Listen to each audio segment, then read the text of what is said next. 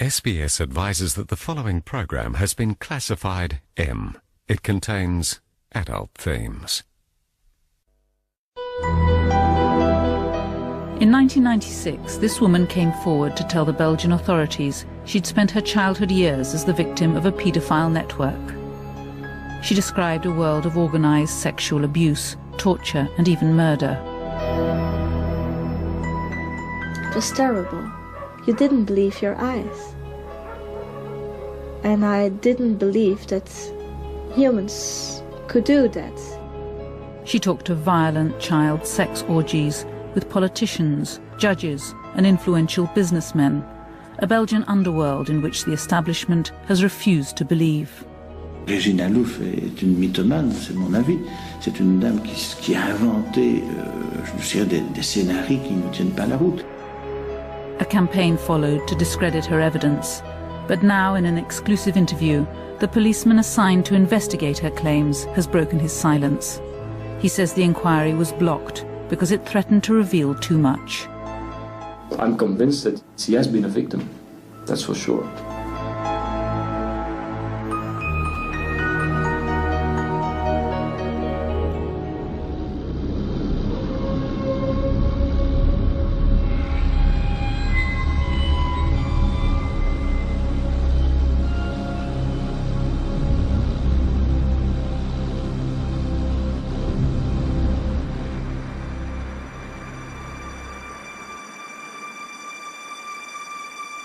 In June 1996, this Belgian slum revealed a bitter secret that would come to haunt the nation.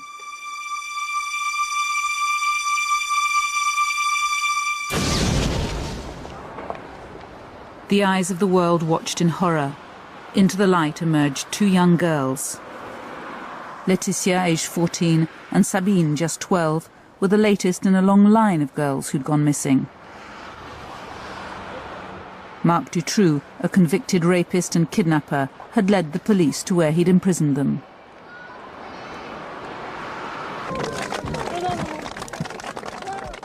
Relief swept Belgium as their tearful homecoming was caught on camera.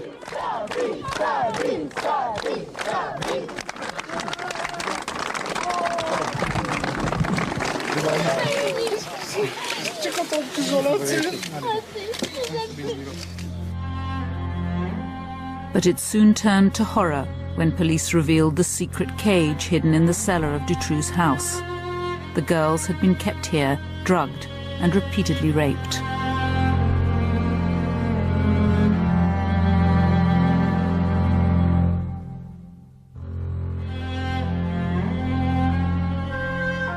But what of Belgium's other missing children? 8-year-olds Julie and Melissa, who were missing for more than a year, and 12 others who'd vanished mysteriously. Was this a new lead in the hunt for them? The hopes of their parents were soon dashed. Within days, Marc Dutroux led police to the site where the bodies of Julie Lejeune and Melissa Rousseau were buried. The parents were informed, but when the Rousseaus asked to see their daughter, Melissa, for the last time, they were refused. On a demandé, on a pleuré pour pouvoir les voir. Oui, vraiment, on a insisté avec notre avocat, on a vraiment pleuré. Et on nous a dit non, ce n'est pas possible, la loi est faite ainsi. On a demandé mais quel était le bon sens de cette loi? Et on nous a répondu c'est pour votre bien psychologique. On a dit que notre bien psychologique, c'était pas à eux de savoir ce qui était bien pour nous psychologiquement. Nous, psychologiquement, ce qui aurait été bien pour nous, c'était d'être certaines.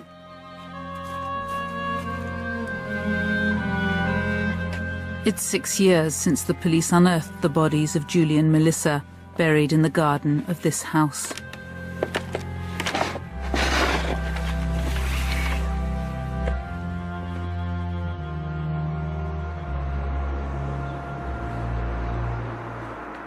What's extraordinary to me is that though Dutroux's in jail, he's never been tried for these crimes. It's as though the judicial system froze when faced with having to bring him to trial. Officially, Dutroux lived on benefits, yet this house, now derelict, was one of 5 that he owned. The bodies of 2 more missing girls were found at another. Effie Lambrechts and Anne Marchal. I didn't believe that it was possible that children were kept in a cellar and were raped and kept there until that Dutroux was taken to prison, and that we could see the cellar. At that moment I had to believe. Before the murders, Marc Dutroux had already been convicted of 5 charges of rape and kidnapping, yet somehow he'd served only 6 years in jail before he was released back into the Charleroi underworld. This was once Belgium's industrial heartland, but today its most famous industry is crime. Dutroux melted back into this realm of prostitution, drug traffic and stolen cars, and began to plan his next project, the kidnap of children.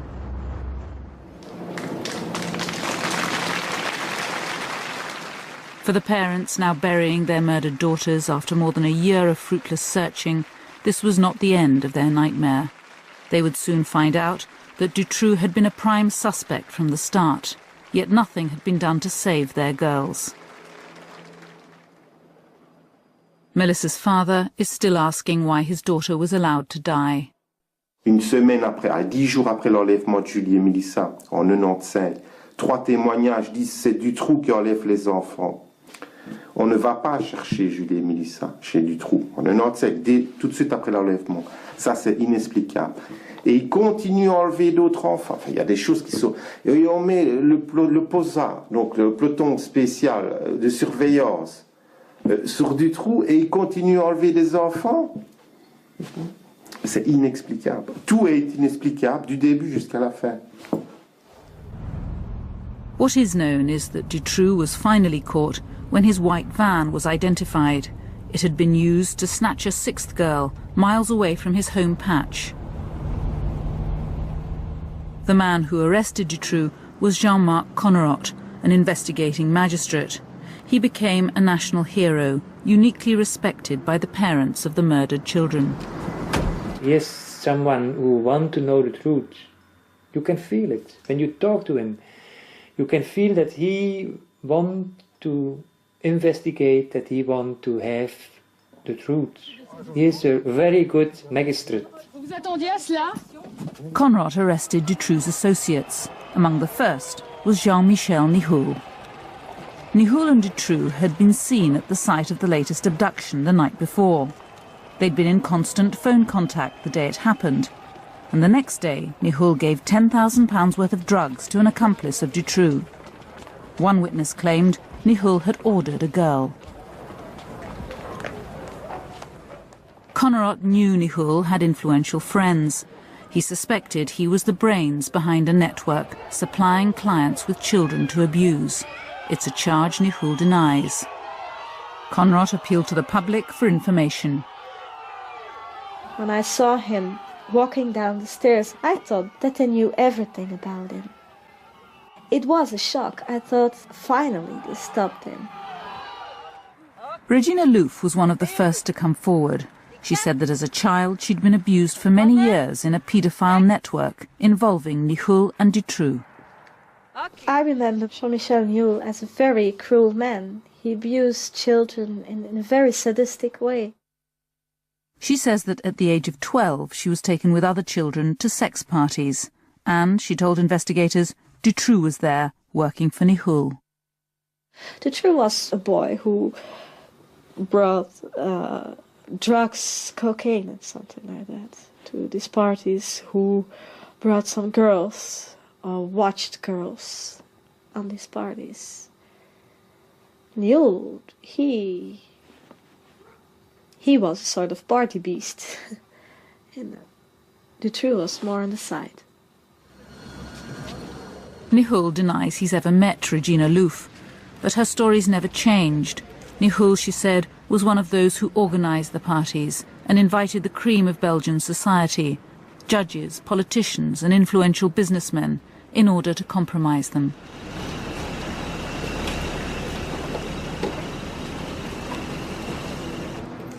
It was a big business, yeah. And it was very well organized, too. There's a lot of money going on there, and a lot of blackmail also. They had a lot of parties. They filmed it even.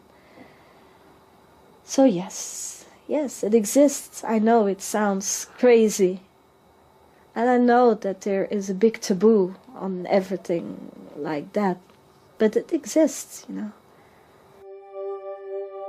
Regina Louf's story was horrific, but her account of a violent paedophile underworld was by now reinforced by new witnesses, some of whom also named influential people.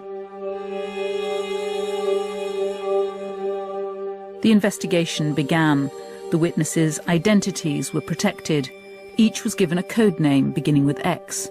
Regina was X1. They went up to X9. Their testimonies became known as Belgium's X-Files.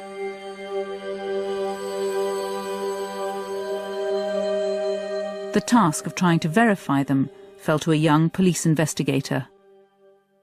They were telling stories we haven't heard before in our lives, things we couldn't believe at the first. So we told ourselves, is this true? Could this be true? And when it is true, it's frightening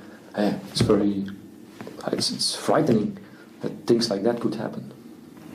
We had a special room for the interviews. It was specially equipped for people who have been victimized by such matters. There was a camera in the room. They were done mostly in the evening or the early hours. When the interviews were finished, they were written down by a few people of my team, all the way from the first word to the last, literally. But before the investigation could get underway, there was a bombshell. Jean-Marc Coverup, the man who'd arrested Dutroux, who'd saved the imprisoned girls, was sacked from the case.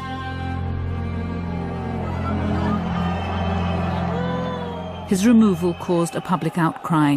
Belgians lost faith in their judicial system. They descended on the Palace of Justice and accused the courts of colluding with the killers.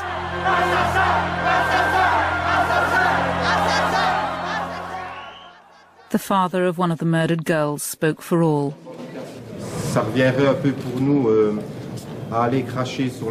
Il y a un juge, Coverup, qui arrête une dizaine de personnes. On dessaisit le juge et on met un nouveau juge qui s'appelle Langlois, qui n'a jamais fait d'instruction. C'est son premier dossier d'instruction, le juge Langlois. Dans l'enquête la plus grosse, dans le dossier du siècle, on va mettre un juge qui n'a jamais fait d'instruction. Vous comprenez ça, vous? 300,000 outraged Belgians marched through Brussels in a demonstration of grief and solidarity. This white march was the largest protest the country had ever seen. Belgians felt that the dismissal of Coverup was a betrayal of Dutroux's victims, that it signalled the end of any real search for a network. The two rescued girls were overwhelmed. Un grand merci à tous d'être venus si nombreux. Merci. Merci aussi à tout le monde d'être venu.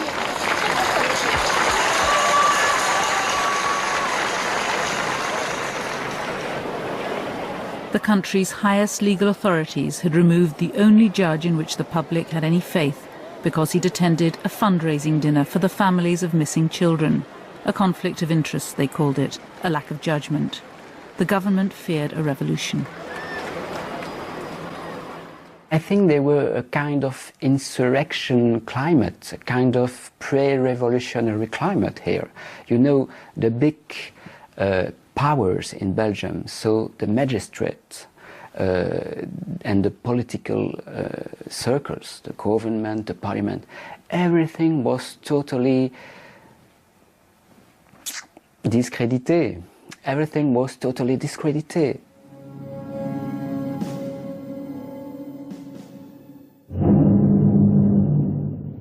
No one knew what to believe anymore. Rumour and speculation spawned a variety of wild theories. He will instigate ultimate fear.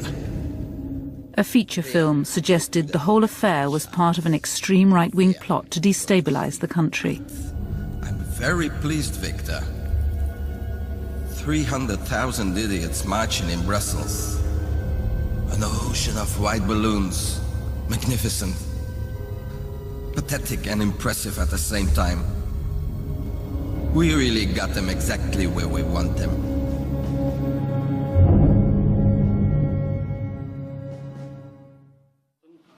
En op verzoek van de Kamervoorzitter, de heer Raymond Langendries. To appease the public's concern, Parliament set up the Dutroux-Nihul Commission. Je propose à la Commission d'observer un moment de silence. Merci. As the pressure grew more and more, they decided in a kind of panic climate to create the commission, because the political world had to try to find an answer. But what the commission revealed was incompetence that beggared belief. Police had been told of Dutroux's plans to make money by kidnapping children. They had his house under surveillance throughout the abductions. They even searched inside and heard the sound of children, but failed to find the dungeon. What it established beyond doubt was that the girls could have been saved. On avait tous les éléments pour arrêter Dutroux. C'est ça qui est le scandale de cette affaire, c'est que Dutroux était connu, il avait des antécédents, on avait des informations sensibles sur le fait qu'il avait aménagé dans ses caves une cache pour y accueillir des enfants, il y avait des informations au niveau de Charleroi attestant que les enfants pouvaient être chez lui. But when the Parliamentary Commission began to ask why, was it incompetence or had someone in authority protected Dutroux, cooperation with their investigation stopped. Ils ont été complètement sabotés, au point qu'ils ont dû voter eux-mêmes au Parlement, ils ont voté l'enfermement de tout le travail qu'ils avaient fait aux archives pour 30 ans. Tout le travail qu'ils ont fait est enfermé et on ne peut plus avoir accès pendant 30 ans. Et c'est le Parlement lui-même qui a voté ça. Enfin, vous imaginez, quoi.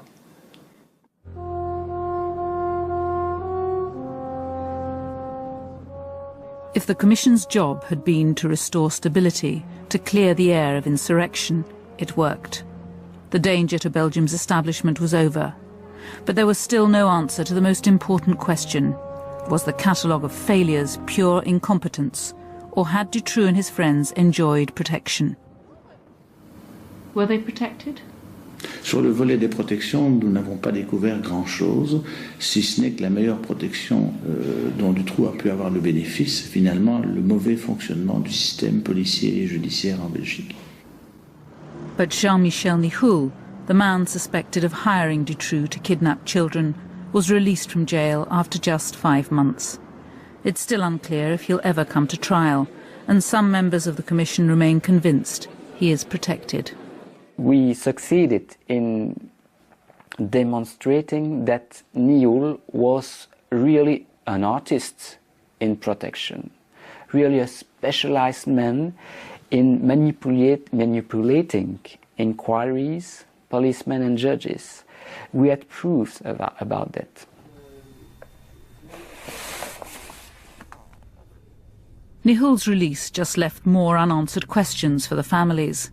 The mother of Melissa, Karine Rousseau, has access to the legal evidence the court will bring against Dutroux. She's found no answers, nothing to clarify who stole, raped and killed her daughter. All charges Dutroux denies. Oui, allô? Oui. Depuis 5 ans, on n'a toujours pas réussi ni à obtenir des aveux de Dutroux, ni à obtenir des traces matérielles ou des témoignages probants qui attestent que c'est Dutroux qui a vraiment enlevé les enfants, qui les a vraiment violés ou qui les a vraiment assassinés. C'est assez catastrophique parce que plus rien n'est clair aujourd'hui. Plus rien n'est clair. The parents suspect Dutroux was not acting alone, that others were involved in abducting and hiding the girls. When he was briefly imprisoned for car theft in November 1995, Dutroux claims to have left the girls in his cellar, in this specially constructed cage with a little food and water. On his release, after nearly 4 months, Dutroux claims he found the children barely alive, that he tried to save them, but they died in his arms. But for the Rousseaus, this story can't be true. Les 4 mois d'enfermement de 2 petites filles de 8 ans dans une cave en plein hiver. Mais quand je dis dans une cave, c'est une cache qui est construite à l'intérieur d'une cave. Donc je veux dire, elle fait 3 mètres sur 2, cette cache, elle est toute petite. Il n'y a pas de fenêtre, je veux dire, c'est tout noir. On a coupé l'électricité, il n'y a pas de chauffage pendant 15 jours. On est en plein hiver et elles n'ont pas de nourriture. On ne tient pas pendant 4 mois, puisque lui dit que quand il sort de prison 4 mois plus tard, elles sont toujours vivantes. Mais enfin bon, c'est un exploit inhumain, surhumain. On ne peut pas imaginer 2 enfants de 8 ans tenir seuls, sans avoir rien pour les soutenir, ni du point de vue alimentaire, ni du point de vue chauffage, ni du point de vue humain. Psychologique, rien du tout. Ils n'ont pas eu dans une toute petite cage comme ça, pendant autant de temps, et survivre. So how did they survive so long? Did someone else keep them alive? The Palace of Justice in Liège is the seat of one of Belgium's most powerful figures, Prosecutor General Anne Tilly, who's in charge of the case. She says there's no evidence to contradict Dutroux's version of how the children died. So how did the children survive so long, nearly 4 months, until Dutroux was released from prison? Non, mais Julie était morte. Hein. Julie était morte. Mélissa était au bord de la mort puisqu'elle est morte, je crois que c'est le lendemain. But Melissa, how could she have survived nearly 4 months? Survivre dans quelles conditions? Survivre dans quelles conditions? Dans un état lamentable puisqu'elle ne savait même plus se soulever. Dit Dutroux, évidemment, personne d'autre que lui n'était là.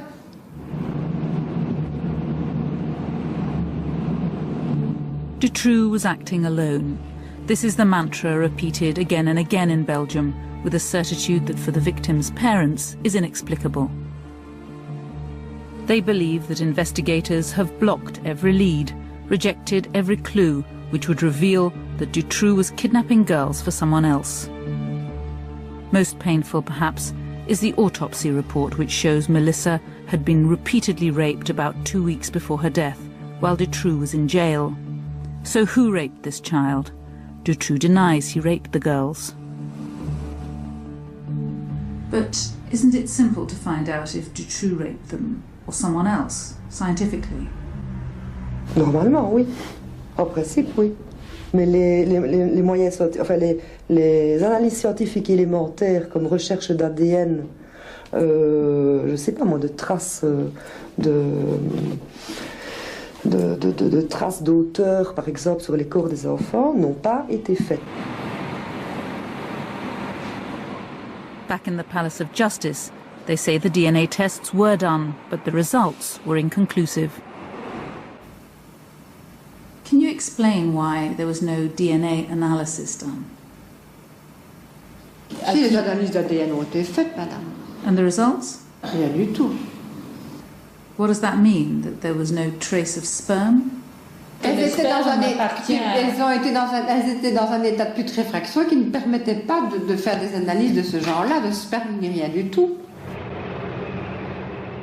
That's not what's written in the autopsy report. Again, the story doesn't square. The bodies weren't severely decomposed. DNA can be identified from samples taken long after death. The question remains unanswered. Why is there no DNA result? Might it have shown that someone else had raped Melissa? Other forensic tests that should have been routine were just not done. Human hairs collected from Dutroux's dungeon weren't sent for analysis. The logic was strange.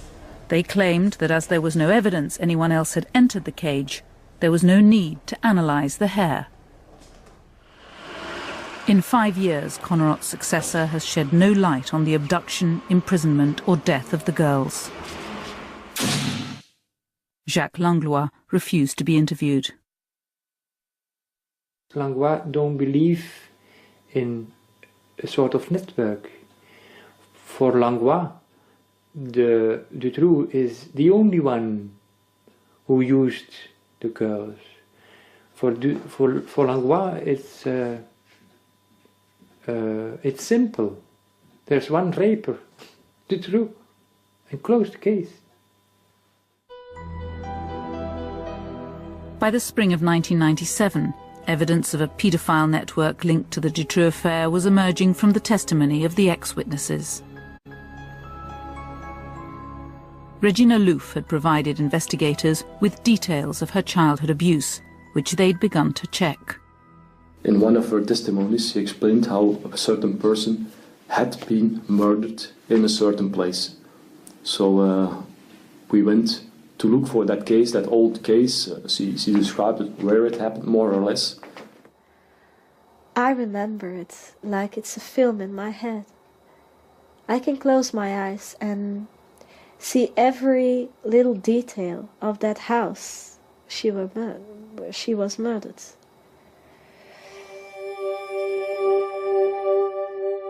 Regina Louf described a house where in 1984 she said she saw the torture and murder of a young girl. The house was connected to an underground mushroom farm. The building has since been demolished, but Rudy Hoskin's team identified it and matched Regina's story to an unsolved murder, that of 15-year-old Christine Van Hees. She gave us some details that made us think it's impossible to give without having been there at that place, or without having lived that, in the way the body was found at that time, and the way she described the person was killed. There are some things that were similar.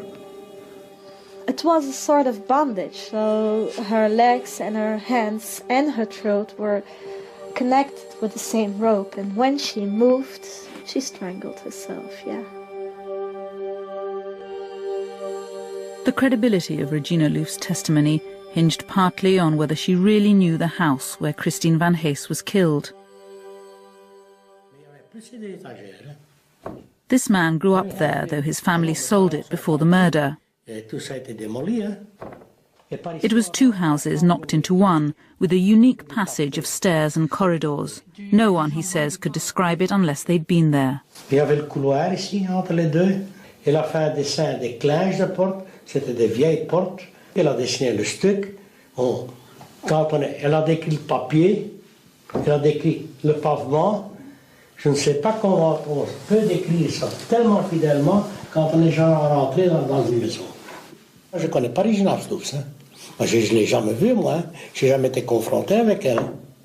Moi, j'ai simplement eu sa déclaration sur l'état de lieu de la maison, la chambionnière.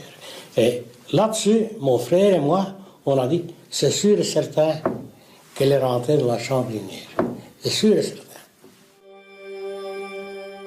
The police were now convinced they were onto something, that Regina Louf's testimony was credible.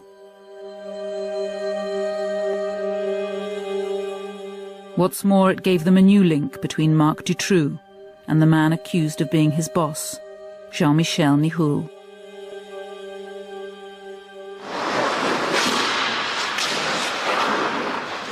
In the year before her death, Christine Van Hees was a regular visitor to the Brussels ice rink, where Marc Dutroux also went. He'd already been banned from the rink in Charleroi, where he was notorious for molesting girls. The manager remembers it well. Et là, si vous voulez, c'est là que j'ai vu à ce moment-là une jeune fille qui était contre la palissade, qui s'est éclatée, et donc Dutroux qui était en face et qui faisait des gestes, mettait ses mains. Donc je l'ai pris, quoi, je l'ai reculé, je l'ai porté ici dans. Et il y a à ce moment-là mon beau-père qui est arrivé et il s'est fait expliquer l'affaire et puis il voulait donc le frapper. Bon, moi j'ai retenu justement son bras juste à temps, quoi, parce que sinon il voulait le frapper. When she wasn't skating, Christine Van Hees used to spend time in the building of a pirate radio station. It belonged to Jean-Michel Nihoul. Both men, Dutroux and Nihoul, were at Christine Van Hees's murder, according to Regina Louf. And Dutroux was involved in the murder? He watched it, and he didn't do anything, and so he abused her that night. So, yes, he was involved. How many people were there? I still don't know for sure, but around 8. Nihoul, Dutroux, and a lot of others. So But everybody, except Dutroux, is free. Nihul denied it, but her testimony was dynamite. If true, it meant Dutroux and Nihul were linked with another murder. But then out of the blue, the investigation was stopped.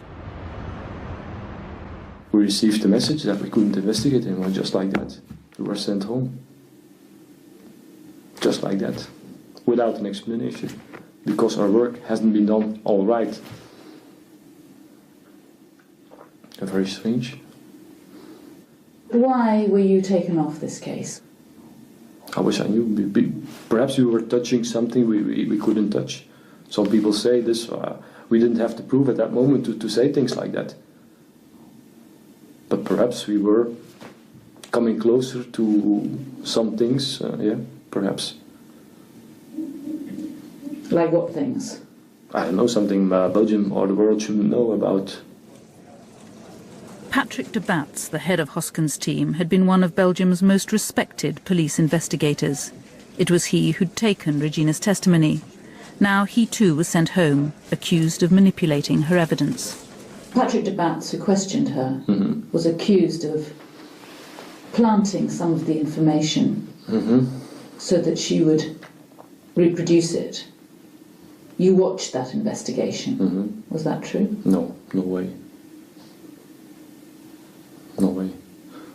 But we even had some magistrates, judges and superior gendarmerie officers watching how we interviewed, and they watched it from the first to the last moment. And if we haven't done it right at that time, they should have said us, don't work that way, but they didn't tell us anything. For de Batz and his colleagues, charged with manipulating an inquiry, a Kafkaesque battle now began to clear their names. They were suspended, and Regina Louf got a call from a member of the new team assigned in their place. His motive was clear. He said, well, we have to search for mistakes you made now. And you have to prove now that you are right. And I said, no, I don't have to prove that I'm right. You have to investigate if I'm right or not. I'm not a police officer. I can do house search and I can't interrogate my abusers. You have to do that. I just can tell my story and make testimony. That's all I can do. And he said, wrong. You have to prove it. News about Regina's story began to leak out. When the media took it up, it was to destroy her. X1 et ses fantasmes, une enquête au-delà du réel. Madame, Monsieur, bonsoir. L'affaire Dutroux s'est enrichie de... The flagship programme of the government-funded French-language channel was unequivocal. De Batz was guilty, they declared, and Regina Louf a sinister and deranged liar. Regina Louf est une mythomane, c'est mon avis. C'est une dame qui a inventé je dirais des scénarios qui ne tiennent pas la route. Et tout cela, il a été démontré comme étant une sorte de fiction. Donc, well, no, not according to the investigators who were sacked. They don't agree with you. They say they weren't even allowed to investigate, that they were stopped. C'est inexact. Je persiste à croire que ces gens n'ont pas fait leur travail correctement et qu'ils ont laissé croire à l'opinion publique que ce que disait Regina Louf ou d'autres témoins anonymes était partiellement vrai. Tout ça est un tissu de fiction, ce sont des affabulations de type pornographique, ça n'a aucun sens. Weren't you manipulated? I mean, people have said she was completely mad, she invented the whole thing. But some people, some people say this, but they weren't there. We lived all the testimonies. We've seen them, we did the investigations, so for ourselves we know what should have been right or what could have been wrong. But when you haven't lived it, when you haven't seen everything, you can't give an opinion on this. It's impossible. But we found some things that should have been investigated more. I'm married for 13 years. I have 4 children. I live a normal life. I have a business of my own. So I'm not crazy. We are labeled as crazy. We have a stigma. We are stigmatized as crazy persons because we had the courage to talk about things that happened in our past with persons who played a role in the Belgian economy or politics or something like that. It was easier to make us crazy than to believe us. Despite its earlier investigating zeal, Belgium's parliament now stood by as Regina Louf's testimony was declared worthless. The judiciary announced it would not be used in any trial. And that might have been the end of it, had the files of the entire Dutroux investigation not been leaked. Marie-Jeanne van Heeswijk and 2 other investigative journalists had access to every witness statement, every police report in the Dutroux affair. Their book on Belgium's X-Files shook the country. How did you get the information for the book? We had the opportunity to see the whole police file on the affair, and the problem is that we wanted to be sure that there was no manipulation behind that, because it's always possible. So we decided to meet a lot of people who were named in the files, who were witnesses in the file, and we met those people without saying that what we knew already, and we listened to their story. They found the new team had rewritten Regina Louf's original statements. Testimony had been changed. We began to check it. And we began to read again all the questioning of Regina Louf to see how they did that, they rewrite that. And one by one, we discovered that gendarmes, colleagues of the Bats, had pretended that the Bats manipulated the investigation. So everybody was tricked.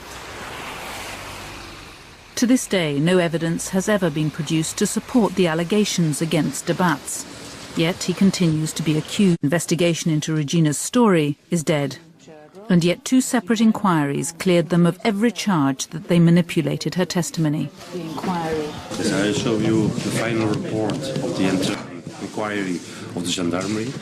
It was made 26 June 2000. So what does this mean? I'm not a bad policeman. But now that's cleared you, you face new charges, new allegations, new accusations against you. I'm not afraid of that, because I know the conclusions will be the same.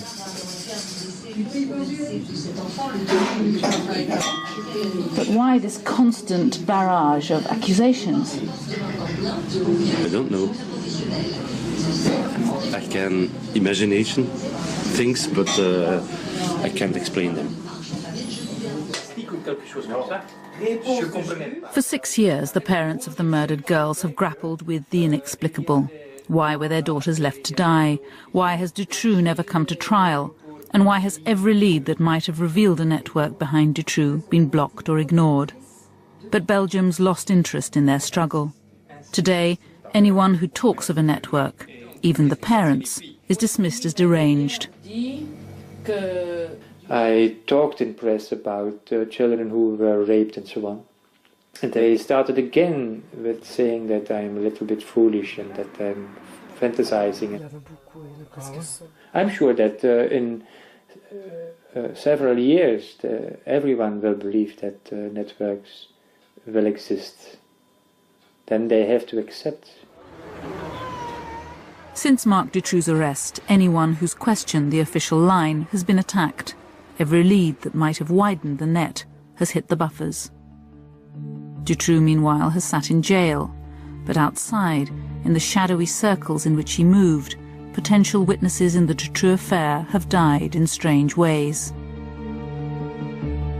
A police informer with links to the Charleroi underworld, José Steppe, told a journalist he had explosive information on Dutroux. 2 days before they were due to meet, He died. His family believes he was poisoned. Jean-Paul Taminot was up to his neck in the Charleroi underworld of stolen cars and prostitution. He was summoned to see the Charleroi police and disappeared. The day of Dutroux's arrest, his foot was fished out of the canal. It's quite a coincidence that they died just before they want to testify, you know?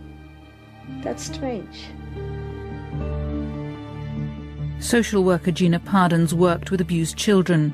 She'd identified the paedophile members of a pornography ring who'd threatened her. When she reported the threats to the police, she was killed in an unexplained car crash. Francois Raiskens told a friend he'd seen one of the missing girls, Melissa, alive in Holland. Before he could tell the police, his body was found crushed on the railway line.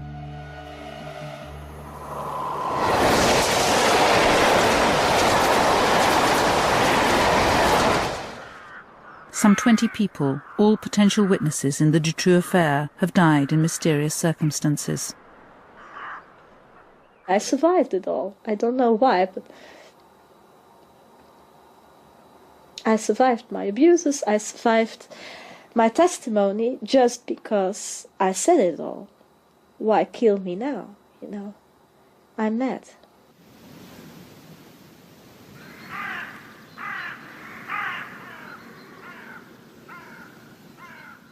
An uneasy peace has returned to Belgium.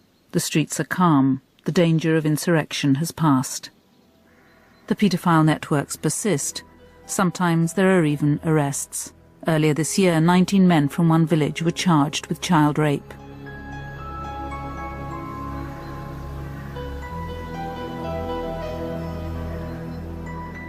But the Dutroux affair has paralysed Belgium's judiciary.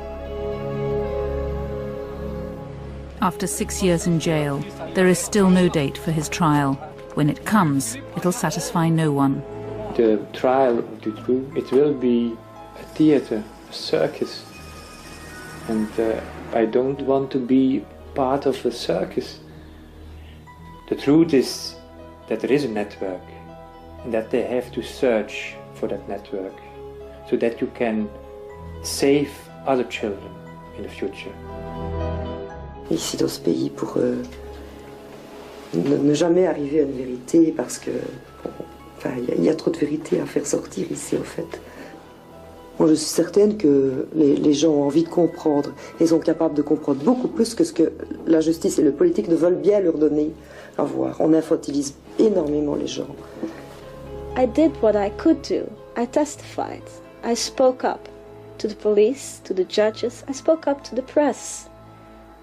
You know, I yelled it out. But what can I do anymore now? I can't.